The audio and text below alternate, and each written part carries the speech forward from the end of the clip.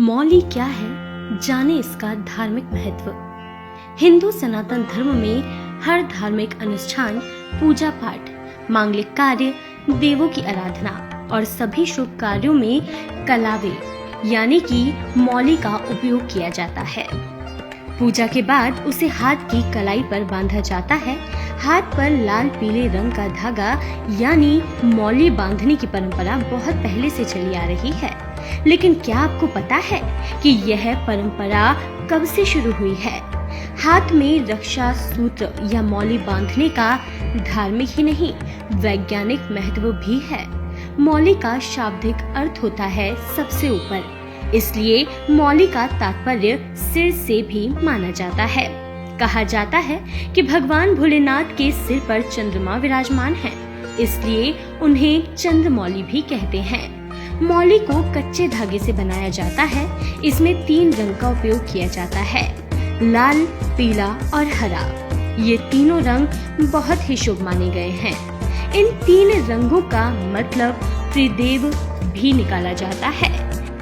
कहते हैं कि कलावा बांधने से त्रिदेव ब्रह्मा, विष्णु व महेश तथा तीनों देवियां लक्ष्मी, पार्वती व सरस्वती की कृपा दृष्टि बनी रहती है। लोग अलग अलग मनोकामनाओं के लिए भी मौली बांधते हैं।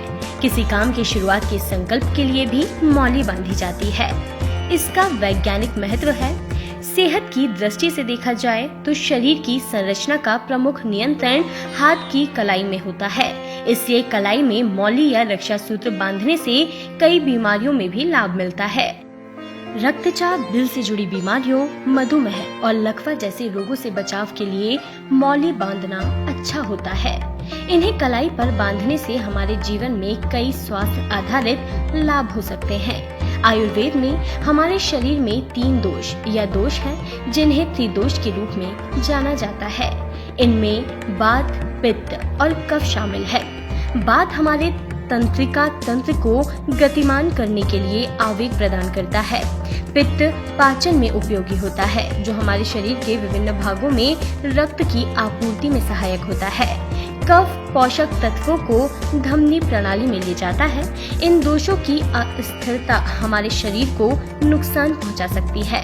हमारे शरीर में लगभग 72,000 नसें हैं और लगभग सभी आवश्यक नसें हमारी कलाई से होकर गुजरती हैं।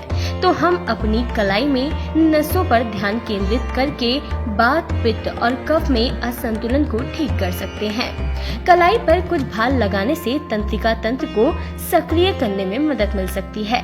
जब हम मौली के धागे को कलाई में बांधते हैं तो यह हमारे दोषों को संतुलित करता है और हमारे शरीर में रक्त संचार को भी बढ़ाता है।